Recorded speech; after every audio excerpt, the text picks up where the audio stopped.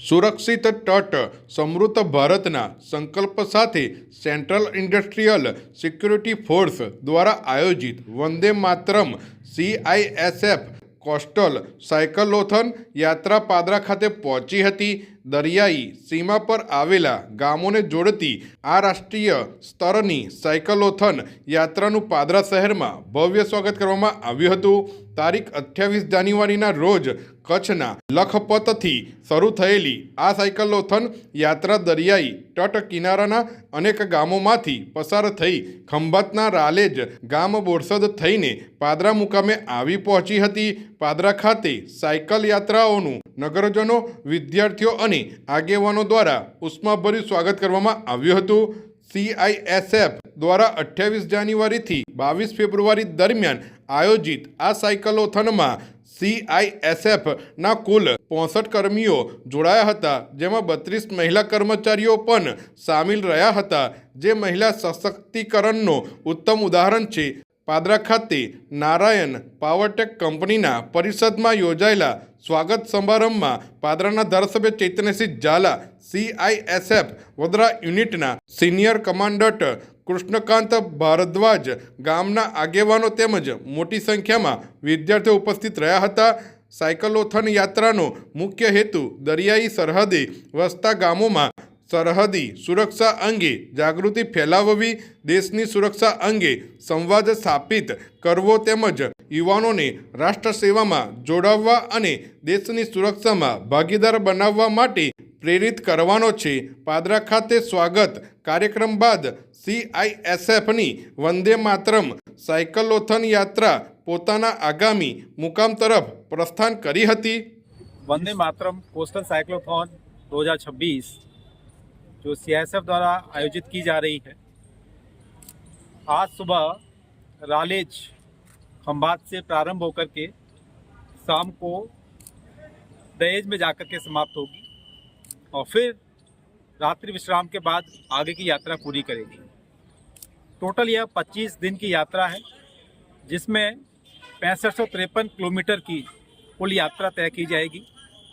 ये साइक्लोथॉन हमारे दोनों जो समुद्री तट हैं, वेस्ट कोस्ट और ईस्ट कोस्ट, दोनों तट से एक साथ 28 फरवरी को प्रारंभ हुई है। इसमें एक टीम में 120 साइकिलिस्ट हैं, जिसमें से 50% महिला बल सदस्यों की भागीदारी है।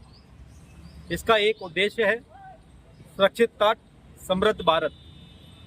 जितना भी कोस्टल एरिया है उसमें जितनी भी कम्युनिटीज़ रहती हैं, मछुआरे साथी रहते हैं, उन सभी में ये अवेयरनेस लाना कि तट पर जो भी अवांछनीय गलत गतिविधियाँ होती हैं उसके बारे में समय से एजेंसीज़ को, सरकार को, पुलिस को सूचित करें और इन गतिविधियों पर रोक लगाएं। जब हमारे तट सुरक्षित हो जाएंगे तो निश्चय ही हमारा देश जो है समृद्ध होगा। इसी उद्देश्य को लेकर के ये साइकिल रैली, साइक्लोथॉन दोनों तटों से 25 दिन की यात्रा पूरी करने के बाद 22 फरवरी को कोचीन केरला में अपनी ये साइकिल रैली समाप्त करें। जय हिंद। मैं लेडी कांस्टेबल अनु कुमारी, मैं हरियाणा से हूँ और मेरी प्रेजेंट यूनिट ताजमहल है। हम ये साइकिल रैली कर रहे हैं जिसका उद्देश्य है ये सुरक्षित तट समृद्ध भारत, वंदे मातरम कोस्टल साइक्लोथॉन 2026। इसकी 2 जगह से ये रैली स्टार्ट हो रही है, लखपत फोर्ट गुजरात से और दूसरा ईस्ट कोस्ट बखाली बीच वेस्ट बंगाल से। आपका कैसा अनुभव रहा इस यात्रा में? हमारा अनुभव बहुत अच्छा रहा। अलग अलग जगह पे हम लोग गए हैं, लोगों से मिले हैं, बातें की हैं, उनकी तकलीफ़ें पूछी हैं, उनको क्या दिक्कत है, क्या परेशानी है, उनको नोट डाउन किया। आपको कोई तकलीफ हुई यात्रा में? नहीं, हमें कोई तकलीफ नहीं हुई है, क्योंकि हम लोगों ने पहले ट्रेनिंग किया है 1 महीने और उसके बाद हम साइकिल रैली। लोगों का कैसा आपका रिस्पॉन्स? लोगों का रिस्पांस बहुत अच्छा रहा है, बहुत प्यार मिला है, बहुत सम्मान दिया है लोगों ने हमें।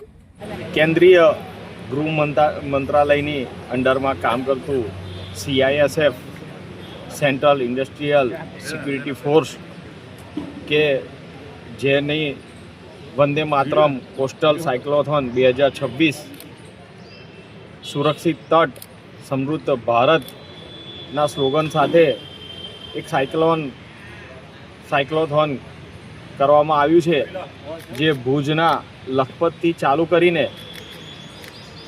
કેરાલાના કોચીન સુધી સાયકલ યાત્રા થઈ રહી છે. તે આજે પાદરામાં રહીને પસાર થઈ રહી છે. તો તેનું આજે સ્વાગત કરવામાં આવ્યું છે. નારાયણ પાવરટેકથી ચાલુ કરીને પાદરા તાલુકામાંથી થઈ આજે દહેજ પહોંચનાર છે.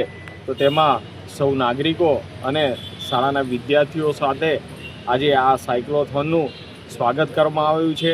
અને આ સાયક્લોથોનનો મુખ્ય હેતુ એ તટીય વિસ્તારમાં આવતા પોર્ટ કે તટીય વિસ્તાર છે તેમાં નાગરિકો સુરક્ષિત રહે, કેવી રીતે રહે અને સુરક્ષા બળો સાથે તેમનું સંકલન રહે, જેથી કરીને આકસ્મિક આતંકવાદી પરિસ્થિતિ હોય કે કોઈ વાવાઝોડાની પરિસ્થિતિ હોય તો તેમાં એ નાગરિકોને સુરક્ષિત રાખીને આપણા તટીય વિસ્તારની સુરક્ષા કરી શકે.